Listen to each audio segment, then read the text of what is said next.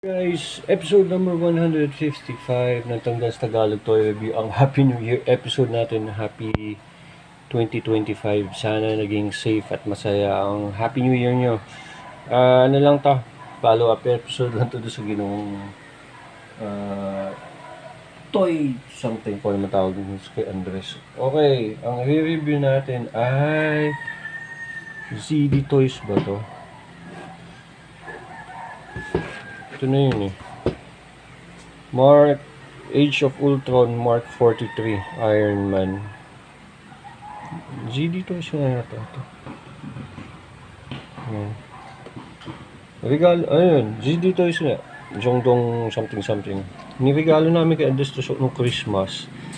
Siguro si Iron Man. Umihirit din ng Batman. Maganda yung packaging niya. In fairness sa ZD Toys. Hindi siya mukhang chipipay.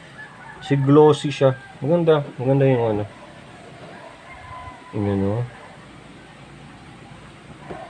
At sabi sa akin, ito daw ay hindi it's Jape kasi official toy license daw to ng Disney. So binigyan ng Disney talaga ng license ito para ayun nga. Ayan.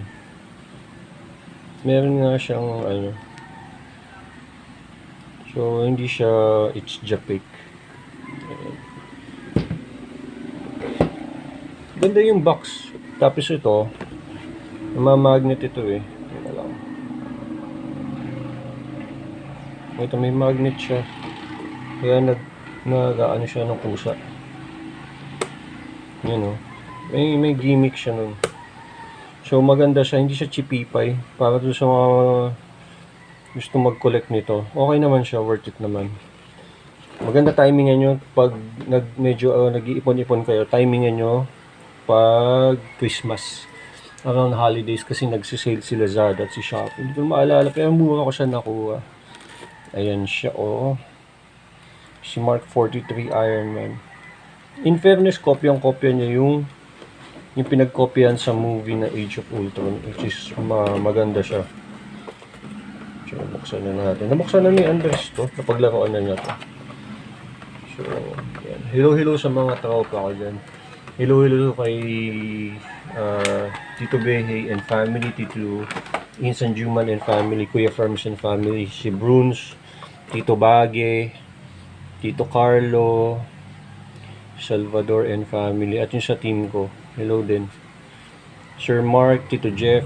Best friend ko si Doc, syempre. Si Tito Kat, Tito Mike, hello sa inyo. Eto siya. So sabi ko nga sa inyo, napaglaro na ng anak ko to at enjoy naman siya. Meron siyang ganito, nakalimutan ko ano yung mark ko siya, naging battle damage na kagad eh. So point out ko lang, ano to, parang bronze, parang gold na hindi ko maintindihan. Yung red niya, polished na red, maganda talaga, pampormahan, pang display, hindi ka mahihiyang i-display siya. At yung silver, talaga nga naman. So, pwede siyang siguro sa mga anak nyong below 8 years old, yung marunong na mag-appreciate ng toy. Pero, baka kumuha ako ng ganito ko. Kasi maganda siya. Baka kumuha ako ng ganito ko. Ganda yung paint. Hindi siya, kumbaga sa price point niya, although hindi siya chipipay, hindi ka na mapapahiya. Lalo na halimbawa, i-regalo mo siya sa Iron Man collector. Medyo high-end siya yan. I-ano muna natin siya. Sukatin muna natin siya. Yung dimensions niya. May mga 6 inches yata. Ito 7 ganun. Ayan. O 7 nga. Pwede mo siya itabi sa mga McFarlane. Bawa. For example, tabi natin siya kay New 52 Batman. Ayan siya. So ito yung paa ni Batman. Ayan. Halos magkasing laki sila. So, one. Pag tinabi mo siya kay Ghostmaker, Ayan, mas malinaw. Halos magkasilaki lang sila. Tapos, pag tinabi mo siya kay Marvel Legends Deadpool, Iluulo kay Tito Jeff and family. Yan, Happy New Year sa inyo. Yan. Pag tinabi mo siya kay Deadpool, yan, makikita mo na malaki talaga siya. Malaki si ZD Toys Iron Man. So, pag tinabi mo siya kay... Ayan. Favorite natin yan. Favorite ko si Red Hood. Yan yung favorite version ko ni Red Hood. Ayan siya. Siyempre, tanong din kayo, ano itsura niya pag tinabi mo siya kay family's favorite? Bane!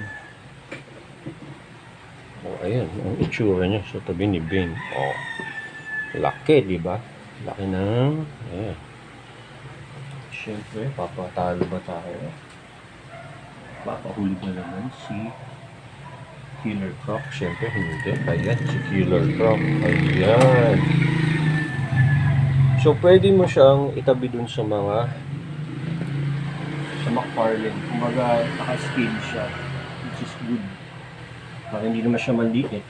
Kung papipiliin ako, Marvel Legends na Iron Man o ZD Toys, medyo inclined ako kay ZD Toys. Medyo lamang siya sa akin.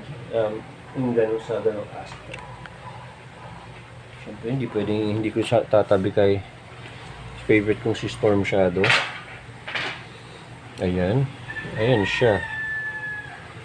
So, syempre, maliit si Storm Shadow pag tinabi mo sa kanya. Okay, nakuha natin yung size. Bago ng articulation, ito natin yung mga kasama niyang accessories. Accessory wise, meron siya yung Avengers na stand na okay lang. Tapos ito, yung connector na. Tapos, pinakita na sa akin ng anak ko to. Yung hands niya, puro siya more on yung naka-repulsor blast na kamay. Ayan. Kasi yung, ito pwede to sa paa. Ito pwede to sa kamay. Ayan siya. So, merong very slight lang na difference. Ito yung medyo nakaganon yung kamay. Isa talaga nakaganon. Tapos, sige, kabit natin ito para magets nyo.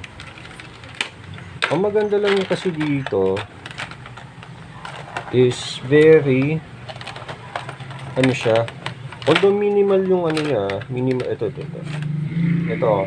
Ayan, makikita mo, meron siyang butas doon para ilagay yung pwede siyang blast effect o booster effect either or. Although minimal lang yung ano niya, yung weapons package niya yun. Meron siya 1, 2, 3, 4 pairs ng hands. Ito yung nakakamao. Nakalagay na sa kamay niya. Madali lang siyang tanggalin. Ito.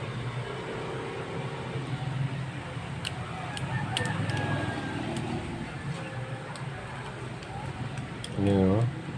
Na-demo na ni Andres to. Ayan. Tapos, ito yung isa.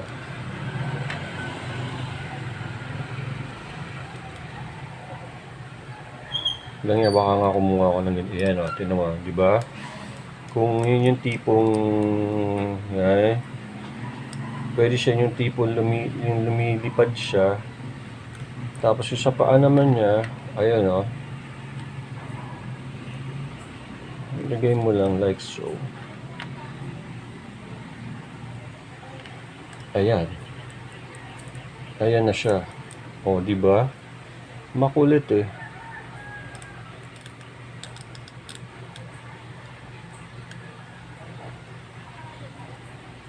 Okay siya. Baka umiscore ako ng ganito. Gusto ko yung ano ng color combination yan. Stig siya. Okay. Tapos halimbawa, yan. Yan o. Pwede siyang ganyan eh. Ayan o. Diba? Pwede. O. Nadali niya ako sa forma. Okay, sige. I-ano na natin siya. Yung articulation na natin siya. Ang ano sa akin ito yung angas, yung pogi points talaga. Pag sinabi mong Iron Man, ito yung papasok sa isip mo. Kasi nga, halimbawa, bata ka, may enjoy mo talaga siya. Itsura pa lang. Kumbaga, uy, Iron Man. Dali mo nang makikita si Iron Man talaga. Si Andres, madali naman maano yun sa mga ganyan. Ayan. Talagang matutuwa yung mga re-regaluhan nyo. Ayan. May budget ko. Timingan nyo nga pag nagsisale. Ito, heads up lang. Siyempre, toy. Na prone siya sa lost thread. Yung tawag natin lost thread ng ako. Okay, articulation. Ang tingala niya ay hanggang dun lang. Ang yuko niya ay ganon. Not bad sa yuko. Sa tingala lang medyo sasabit. Ito ay hindi naiikot. Pwede siya mag 360 pero hindi ko gagawin. Naiikot mo siya. Pwede mo siya itaas ng ganito. Hanggang dun lang. Ito ay na-adjust.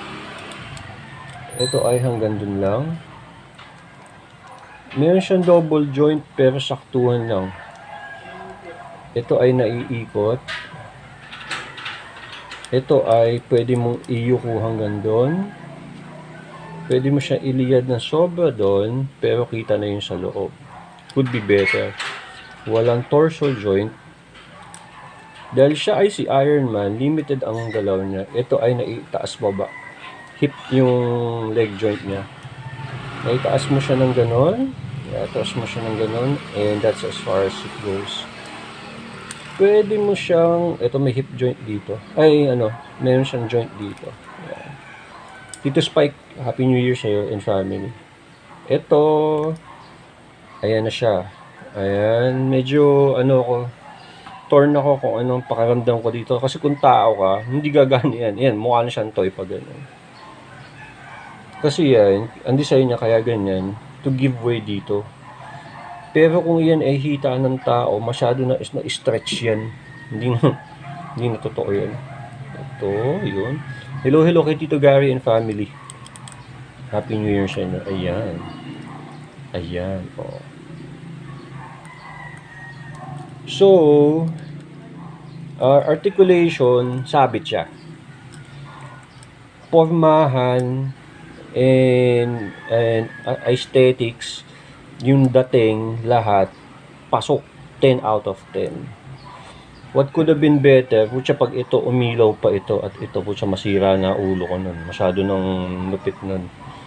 Pero as far as the toy is concerned, panalo siya sa akin. Mahusay yung pagkakagawa ni ZD Toys. At more than that, na-enjoy naman ng anak ko yung regalo namin sa kanya. So, ayun.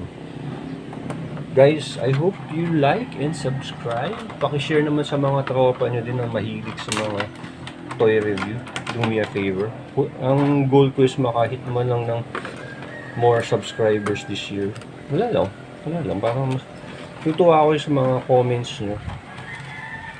Hello Tito Dus, Happy New Year. And Scoot and family. Hello sa inyo. Euclid and Uric and Nirvana. Hello. Mami Apps. Hello. Abangan nyo yung may dalawa pa akong toy review for the month of January. Medyo busy lang talaga. Maraming salamat. Happy New Year guys. Bye bye.